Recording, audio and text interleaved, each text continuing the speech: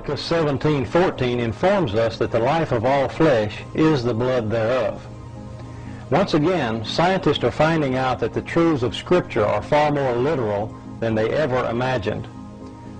One evening, Mary Nell Wyatt asked me to take a look at some material from a burial cave to see if these tiny particles were present. Without my knowledge, one of the samples was actually the blood sample that Ron had taken from the Ark of the Covenant dig. Okay, Mary Nell's going to take the sample and mix it with sterile water.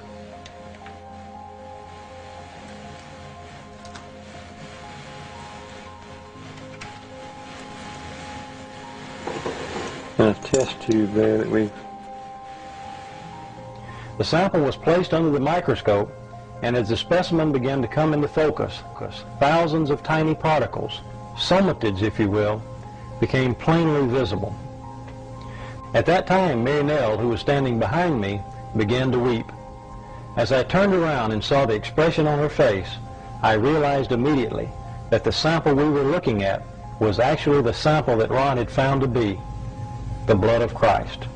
Dried blood is dead blood.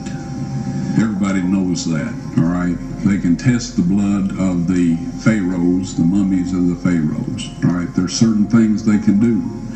They cannot get a chromosome count by any method I'm familiar with, all right? Things keep changing.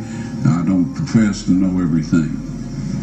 However, there's no way I know that you can get a chromosome count out of dead blood. You can get a DNA and some other things, but not a chromosome count, all right? That's done by living white blood cells. Now then, first of all, in this analysis, I took the blood into a laboratory in Israel. I asked one of the people I work with in antiquities, where is a good laboratory that does reliable work? And they said, such and such, such and such. I took it. I just said, please examine this blood and tell me what you can tell me about it.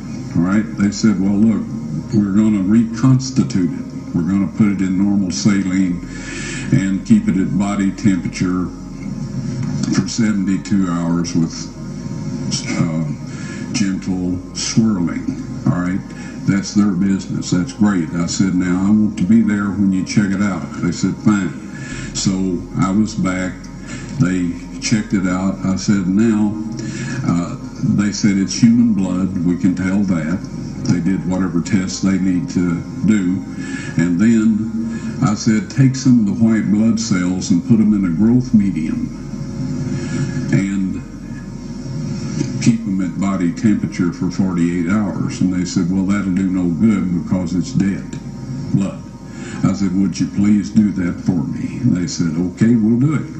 So anyway, I said, I want to be there when you take it out and examine it.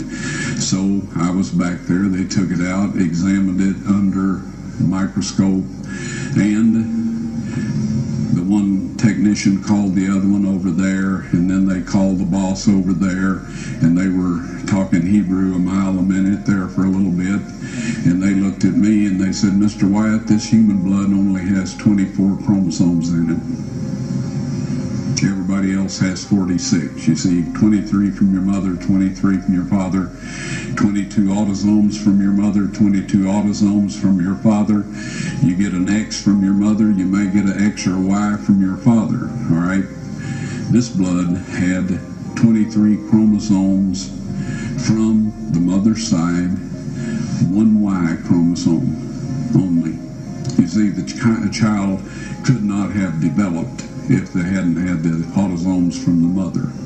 So all of his physical characteristics were determined by his mother's side of the family, her autosomes.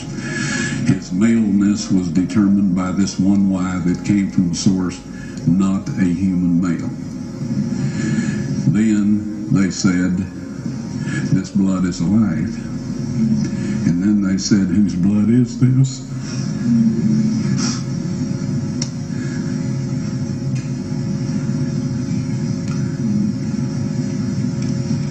I said, it's the blood of your Messiah.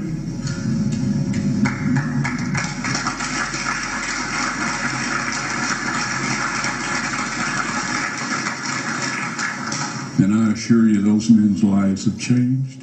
Later, Ron Wyatt would confirm that this was the Ark of the Covenant, and that the blood on the mercy seat was from someone who had only one human parent. There were no paternal chromosomes except for one Y chromosome. Jesus was God's only begotten Son, just as he said he was.